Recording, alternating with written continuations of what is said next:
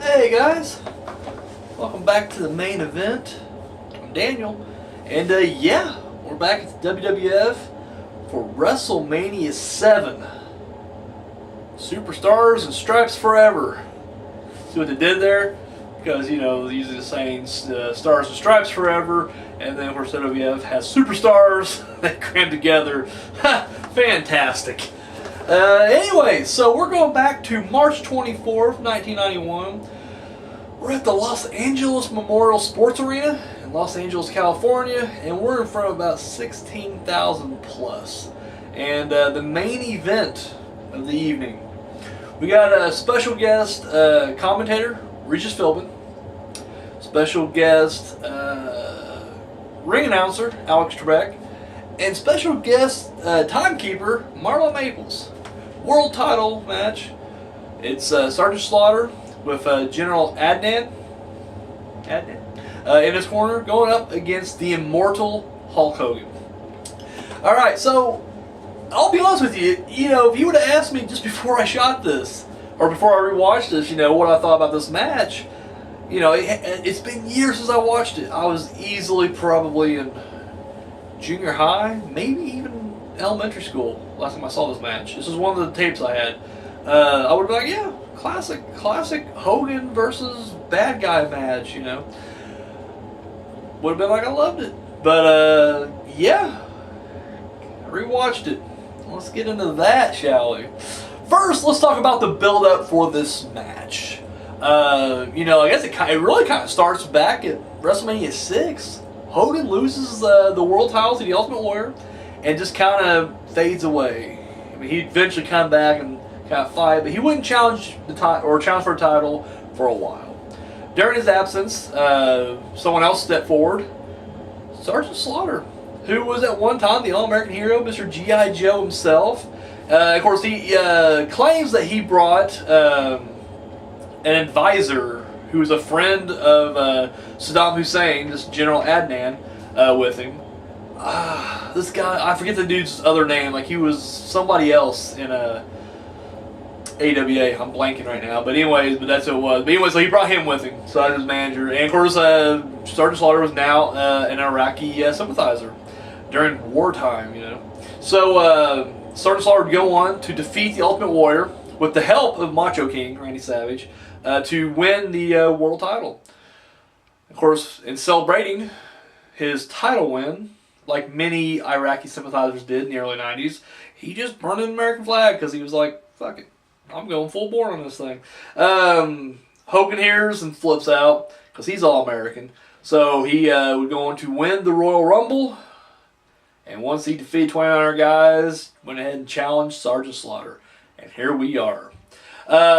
Let's get to the actual match. First up, we got some celebrity involvement. And this is the first time in like 2 years. And I was kind of surprised about that because I was thinking to myself, like, no, we had some celebrities involved. And now I'm talking about the main event. I know there's always celebrities involved in all the WrestleManias, but I'm talking about on a main event level. There's always a timekeeper or a referee or, whatever, ring announcer, a title presenter, as the case of WrestleMania 4. But WrestleMania 5, WrestleMania 6, none. Straight up business. So we got Regis Philbin on commentary, which he's known for his show. At the time, it was Live with Regis and Kathy Lee. And then we got Alex Trebek, the host of Jeopardy, as the ring announcer. And then we have Marla Maples. I don't know who the fuck that is. I know at one point she was married to Trump. That was it. That's all I know about Marla Maples. And I thought they would have said something on here, and they didn't. So I'm just like, don't get me wrong, I could easily right now go to the other tab and hit on Wikipedia and be like, who's Marla Maples, and find out. I don't care that much, to be honest with you. But the fact that I just don't know anything about her, and I'm kind of a pop culture junkie over here, so no idea who Marla Maples is. So, except that she was once married to Trump. And that's maybe the reason why that's all she got AR for, because, Trump and WWE's always been tight, especially around this time. But anyway, so yeah, she's the timekeeper. The match starts off pretty much just Hogan squashing the shit out of Slaughter. Like, seriously, just beats the ever-living piss out of him. And what's really weird is, it's very sloppy. That's the crime here more than anything else. But, and, kudos to Slaughter for taking these insane looking bumps. I mean, for fuck's sake, this dude looks. I mean, I always remember Slaughter being a little robust, but he just looks flat out fat here. And I was like, son of a bitch, but he's taking some crazy ass bumps. What makes it look really worse is the fact that he goes after Hogan early on, and Hogan just no-sells the shit out of everything that Slaughter throws at him. Like, making Slaughter look like a fucking pud in there. And don't get me wrong, I mean, I get it. At the time, we're all like, "Go Hogan, America, we're going to win the storm, yay." But it's just like, and well, as a kid, I ate it up. I was like, yeah, you don't fuck with Hogan, you don't fuck with America. Leg drop. But I'm watching now, I'm just like, wow, they really did, like, they went out of their way to make Slaughter just look weak as shit. Yeah, and Hogan just beats the ever-loving fuck out of him. And at one point, which is just so weird, and there's a lot of this weird moments in this match, but Hogan goes to the middle rope, which is weird in itself, I guess, but General Adnan, I think I'm pronouncing that right, Adnan, I always want to call him Eggnog for some reason, just General Eggnog. Anyways, he goes to grab his foot, right? But, like, Hogan just kind of shrugs him off and says something to him, which I'm assuming he's saying not yet. But then he jumps off, Slaughter hits him in the stomach, and you'd expect Hogan to go down and the tide return. And Hogan no-sells the punch in the stomach and beats up Slaughter some more, and then goes back to the top rope. General Adnan jumps up there. And at this point now, Gorilla Monsoon on commentary is like saying something about, oh, look at him trying to interfere. I'm like, he was interfering a while ago. You guys just didn't say anything. And then that's when Sergeant Slaughter throws Hogan off top rope and takes control. It was just such a weird little moment. Slaughter on offense, it's still just kind of like, because like Hogan, it's almost like he's begrudgingly, like he doesn't realize this is fake. It's almost like he's really pissed off that Slaughter, and of course Slaughter didn't really burn the American flag. I mean, it was all, said from backstage or whatnot. They didn't show anything. But it was almost like Hogan was actually pissed. And he was just like, I'm just not going to sell shit. There's one moment in particular that just made me laugh was Hogan has his hands, he's on the mat, his hands are like this. And, of course, Slaughter's going to stomp him. That's a heel move. That's a heel tactic. It's not illegal to stomp someone's hand. It's just kind of a bitch move, You got all these muscles. You can beat the guy up. You're just going to stomp his hand. It's just a classic heel move. He goes to stomp him, and of course, the dude's like 2 feet away. Like, not even close. The funny thing is, like, Hogan, who clearly was either looking or he had to have he just doesn't sell anyway. So it looks, really shitty for us at home watching. Because we just see, like, Slaughter stomp the mat for no reason. People in the audience had to be like, yep, you clearly didn't hit that. And I'm thinking, even the people in the cheap seats had to be kind of like, because even, like the stomp was so bad, like it really was just really far away from the hands, that the cheap seats could have maybe possibly have bought it, like, oh shit, he's stomping his hand. But Hogan don't sell it, so then it just looks like Slaughter's a pussy. And can barely even hurt Hogan's hands by stomping on it. Alright, so the match really kind of goes off the rails right here, for me, personally. Now look, I get it. There are, I get why the referee doesn't call anything. That's one thing I don't want to hear anybody like, well, damn, you just don't get wrestling. I know why he let the match go. Alright, if we're supposed to have a happy ending, Hogan wins for America, I get that. So don't, before you guys start commenting like, hey, here's the thing, Daniel. So the action spills outside. Now, it seems like, and this has been from, the dawn of time in pro wrestling, that, yeah, you can't use foreign objects, but there's a couple that just always let slide. And it usually involves objects that you can choke somebody with. Like, seriously, it happens in this match, he gets choked out by his t-shirt. I think Hogan actually chokes out him with the t-shirt, I can't remember now. Someone gets choked with a t-shirt, which, that always happens, and the referee never calls shit, because, like, it's a t-shirt, you can't use it. He'll turn it counts, but it's like, I'm never thinking about getting disqualified for choking someone with a t-shirt. And choking somebody with the cable monitors. Like, literally. I've watched regular single matches where dudes clearly choking him with the cable wires or cable monitors.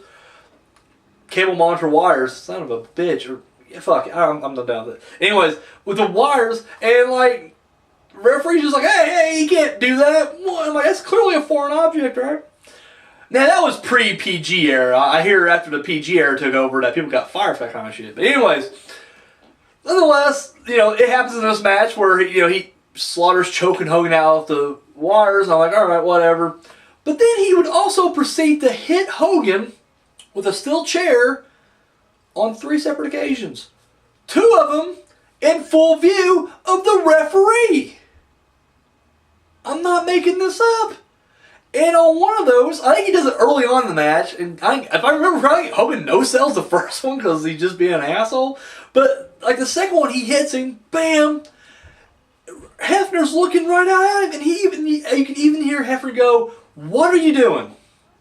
And I'm thinking, like, well, what are you doing? Shouldn't you be disqualified? Like, shouldn't this match be thrown out right now? Now, once again, I get it. Hogan's got to win it. This is Hogan's match. He's going to win it. But I'm thinking to myself, like, kayfabe, shit, he just hit him with a fucking chair. Like, it's not like it wasn't like the year before when it was Hogan and Warrior, and they were outside brawling for like 4 or 5 minutes at a time, and then the commentators were like, well, clearly Hefner's not wanting to count him out, or who the referee was. Like, they don't want to count him out because he's wanting this match to go, He doesn't want this match to end on a double or count out or whatever. It wasn't like that at all. It was literally just one guy blatantly beating another guy with a chair. Referee just like, hey, what are you doing? Can't be doing that. And I'm not blaming Slaughter. I mean, I don't know. Maybe I should. It's like, come on, you do know like you can't use a chair. And I'm like, well, maybe I should be blaming General Adnan. Maybe he's supposed to be like distracted. He does distract on the 3rd chair shot. But that first one, the second one doesn't. Like, referee sees it. And I'm like, well, maybe I should blame the referee. Like, maybe he should know, like, oh, she's got a chair. Maybe I should go over here to General Adnan. Pretend like he's about to interfere or some shit. It just looks bad on all levels. The 3rd chair shot does bust Hogan open. And I was kind of shocked when I realized that this is the first main event we've had with Hogan where he actually bleeds. I've seen Hogan bust open previously. I had a couple of the Hulkamania tapes they used to have. Hulkamania 1, Hulkamania Volume 2 or whatever. And had like 3 of them, I think. I think I had like 1, 2, and 6. It doesn't matter. But anyways, he had the cage match. And I can't remember if he either fought Big John Studd or Dr. D. David Schultz, but dude busted big time. Juice is pretty good. Sorry, excuse me. And, but yeah, it is real. I'm like, shit, he's bled. Like, oh shit, he has not bled since we've done it. Like, literally, since I've been doing the main event, I have not seen Hogan bleed yet. And anyway, he bleeds hardcore hair, like, big time. So, we get to a point in the match where Slaughter goes for the camel clutch. It's his finisher. Now, he has done this, because since he's come back, since his return to WWF, and he's done this entire Iraqi sympathizer thing, he's been in 3 pay-per-view matches, including the one we're doing right now. He was in a elimination match at Survivor Series. He fought Ultimate Warrior for the title at Royal Rumble, and he's fighting Hogan in this match. All 3 times he has slapped on the camel clutch, and either A, they get to the ropes, or B, like their feet's kind of already hanging out. Like, clearly they're under a rope, so it's still a rope break nonetheless. And all 3 times, the referee will pat him on the back and be like, hey, break the hold. And he'll just go up like, yes, I won. All 3 times. All 3 times he does this. Now, the first time, I can kind of be like, okay, maybe. Because it's like, he's got the camel clutch on, like, hey, break. He's like, oh, I won. I don't hear a bell. I didn't hear a bell go off or my crappy music playing, but I clearly won. And they're like, no, rope break. He's like, oh, I'm going to argue with you for a second now because I can't believe it. It's the camel clutch. No one gets out of that. Even if I did have so close to the ropes. But then the second time, he does a Warrior. And the same thing. He's got it on Warrior. Warrior's feet's hanging out of the ring a little bit. Referee's like, hey, break the fucking hold. He's like, I won! And the referee has to run, throw his arms down. And I'm just like, I get, as far as the performer goes, the tactic he's using, but I'm still looking at it at a kayfabe perspective, maybe he's hard of hearing. And that's his cover, literally he's just the camel clutch is so devastated, no one can break it, no one can get out of it. They have to tap. There's no other alternative. I mean, he got him locked in. And when the referee hits him on the shoulder, because he's been in wars his entire life, Sergeant Slaughter, he hears nothing but ringing now. So he just always hears the ringing. But he decided, you know what, I'm just going to hold this camel clutch on until they tell me to break it. Because clearly I've won the match and I'll be done. And they tap on the shoulder. He's like, I won! I won! What, I didn't win? Are you kidding me? For a second month in a row I've done this shit? And then he does it here. He does it here. And it happens again. And at this point I'm like, well, maybe he's not deaf. Maybe he's just stupid. Like, literally, maybe he's just stupid. It's ridiculous. What makes it even more ridiculous in this match is that Hogan's literally, like, right on the rope, pretty much. Like, seriously, there is no, like, reaching for the rope. He's there. That's how close this camel clutch is applied to the ropes, right? He's got it there. I'm even looking at it like, well, this, you know, clearly he's just going to reach over and grab it and break it. Because, I mean, I said, no, once I watched this match, I mean, I knew the results, I knew, you know, the big parts, but I didn't, I don't remember the little details. I'm like, well, he's probably going to grab it. And he doesn't. And it's funny because even Regis Philbin, who's just doing his job, he's commentating, he's like, Gorilla, whoa, he just grabbed the rope. I'm like, that's a pretty good question there, Regis. Sorry. Come down something. Fucking Steve got me sick the other day, I think. I'm like, that's a pretty good question, Regis. Why didn't he just grab the rope? And Gorilla doesn't say shit to him. Ignores him. And I'm just like, wow. Like, even Gorilla Monsoon knows how ridiculous this is. And I'm thinking, like, you can even, like, play it off. You can easily just be like, well, Regis, here's the thing. You know, it's easier to say something than do it when you're in that ring. You know, he's in tremendous pain right now. He's gone through hell. He probably doesn't even know where he's at right now. There's blood in his eye. He doesn't realize he's literally fucking touching the rope anyways. That's why he's not grabbing it. But he don't say that. And it prompts Regis to be like, well, he just grabbed the rope. Again, like he repeats the question again. It's funny to me. And Hogan finally, like he just does this fight. He's just like, oh, I got it. And you're just like, wow, there's a lot of suspense there. That was such a will he, won't he moment. Oh my god. So anyways, yeah, he grabs the rope and breaks the camel clutch. And of course, he thinks he won because, you know, Slaughter's an idiot here. He's an idiot in this run right here. So anyways, yeah, that's that right there. The match ends, thank God, which I ain't gonna lie, is probably my favorite moment in the entire match because I'm like, this is so cool. Like, I mean, I'm not anti-American like that. I don't mean fucking comments like that. I'm just saying the idea, if you're a heel, this is the greatest way to, like, get major heat, is he has Hogan, a bloody Hogan laid out, and he gets the Iraqi flag, and he drapes it over Hogan and pins him. And I'm like, oh, dude, you're going to get your ass beat so bad. Here it comes. Sure enough, Hogan kicks out, starts hulking up. Big boot, leg drop. New champion. Hogan wins the champion again, and we get a nice little 10-minute celebration with Hogan. America is a win for America. So there you have it. That was WrestleMania VII. As far as the fallout goes, sorry. I remember. It wasn't on the pay-per-view, and I don't think I even had it on my copy. So I'm not sure if Coliseum Home Video did it for the video release or not. I know I saw it somewhere.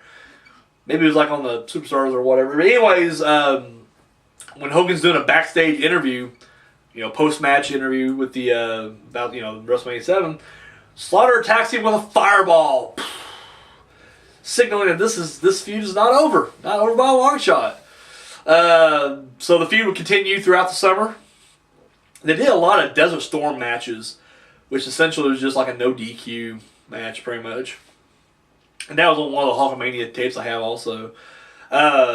Yeah, and then at one point, Slaughter brings in Iron Sheik, which is actually brilliant, but for whatever reason, they just ignored the fact that he's the Iron Sheik. Even though he clearly was the Iron Sheik. Like, he wasn't wearing a mask. They didn't try to put face paint on him.